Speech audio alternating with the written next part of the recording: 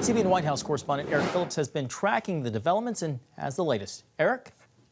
Well, John and Jenna, members of the Senate Homeland Security and Governmental Affairs Committee used the Colonial hack to really push experts on lessons we've learned and where we need to go from here, especially in light of several high-profile cyber attacks. This as lines are growing at gas stations because of a disruption of fuel to the East Coast.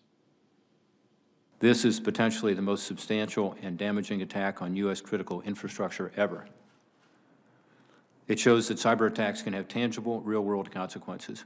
While Colonial Pipeline supplies about half of the fuel to East Coast customers, it's still a private company. The Cybersecurity and Information Security Agency, or CISA, focuses on protecting federal assets. Still, incidents like this put the two sectors in essentially the same cyber threat boat, where communication is not always flowing, perhaps creating a threat of its own. If the FBI had not brought you in, would Colonial, do you think, have contacted you to ask for your assistance? No. Do you think that's a problem? I think that there is benefit when CISA is brought in quickly. CISA's unique responsibility is to help the broad community improve their cybersecurity. We're the only federal agency charged with getting information out to support everyone's cybersecurity and resilience. But for us to do that, we need to be fed the right information from all of our partners.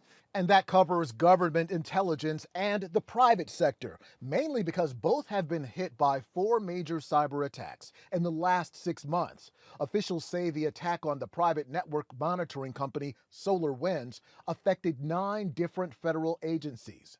It's also something on the mind of the president. We launched a new public-private initiative in April. It begins with a 100-day sprint to improve cybersecurity in the electric sector.